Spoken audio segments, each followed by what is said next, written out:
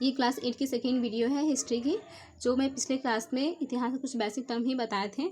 आज हम लोग पढ़नी है तारीखें क्या होती हैं। तो तारीखें क्या होती हैं, तो जो इतिहासकार हैं, इतिहासकार क्या कहलाते हैं, जो अतीत के बारे में अध्ययन करते इतिहासकार कहलाते हैं। तो उनको जो इतिहास को समझने के लिए उसको बहुत ही क्या कठिनाई उत्पन्न हो रही थी। ठीक है, तो उन्होंने क्या किया कि एक मानक मापदंड बनाया। ठीक है, आप लोग पिछले क्लास 7 या 8 में क्लास 7 या 6 में पढ़े होंगे।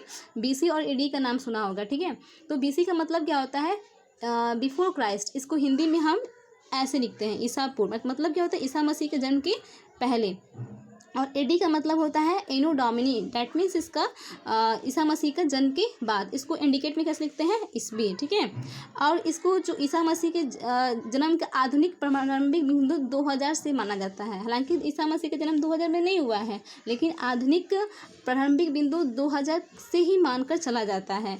इस तरह से उन्होंने तारीखों को 2 पार्ट में डिवाइड कर इतिहास को समझने की कोशिश की। ठीक है, तो उन्होंने बताया कि हम लोग इतिहास कहाँ से शुरू करते हैं।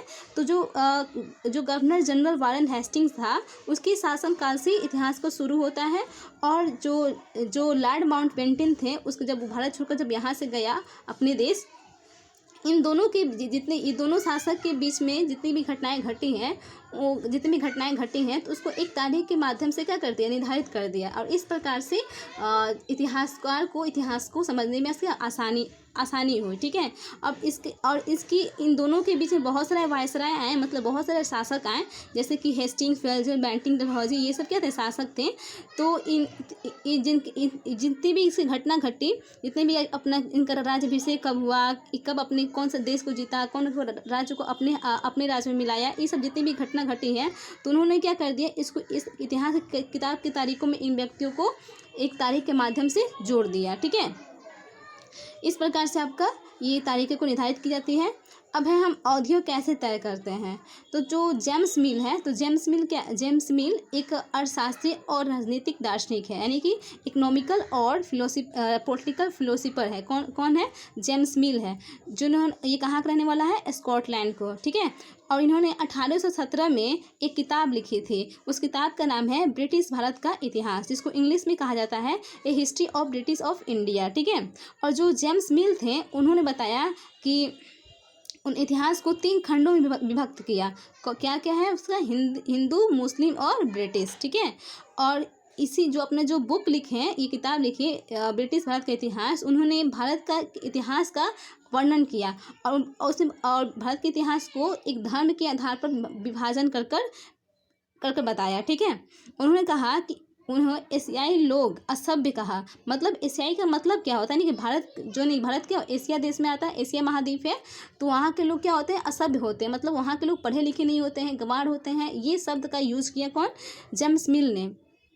उनका कहना था कि हमारे जो यूरोप का व्यापारी थे, वो भारत में व्यापार करने के लिए आए, उसके थ्रू भारत के लोग उनका क्या किए, कॉपी किए, नकल किए, उनके वेशभूषा, कल्चर, संस्कृति को देखकर अपने आप में क्या किए, भारत के लोग क्या किए, परिवर्तन लाए। इनका कहना ये था।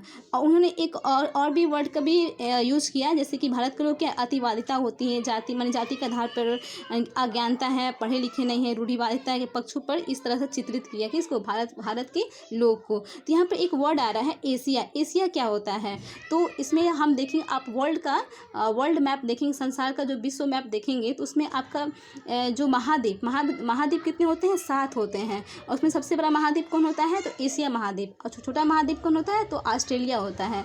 तो एशिया महाद्वीप में कैसे देखेंगे मैप में, इसको हम दिखाते हैं आपको मैप में। ठीक है, ये आपका वर्ल्ड मैप है, देख रहे हैं। और ये जो आपका ऊपर है, जहाँ पर 0 डिग्री है, ये आपका उत्तरी ध्रुव है। और एक ये इमेजिनरी लाइन है, जो एक इसे काल्पनिक रेखा कहा जाता है, जो वर्ल्ड को डिवाइड करती है। और ये आपका क्या है, प्राइम मेरिडियन है, जिसको मानक युग्मोत्तर रेखा कहा जाता है। यही जो मानक युग्मोत्तर रेखा है, जो वर्ल्ड को डिवाइड करती है, तो ये आपका कौन सा देश होता है, आपका एशिया महाद्वीप हो गया। आप ये येलो कलर आप देख रहे हैं, और मेरा इंडिया कहाँ है, यहाँ इंडिया है मेरा। ठीक है, इंडिया दिखाई दे रहा है। तो ये जितने भी येलो कलर से हैं, तो ये आपका क्या है, एशिया महाद्वीप है। ठीक है, तो ये सबसे बड़ा महाद्वीप आपका एशिया हो गया। सेकेंड महाद्वीप कौन है, आपका अफ्रीका है। ठीक है, थर्ड महाद्वीप कौन है आपका, तो आपका यूरोप है। आपका यूरोप देख रहे हैं आप, यहाँ पे यूरोप है। फोर्थ महाद्वीप कौन है आपका, नॉर्थ अमेरिका है।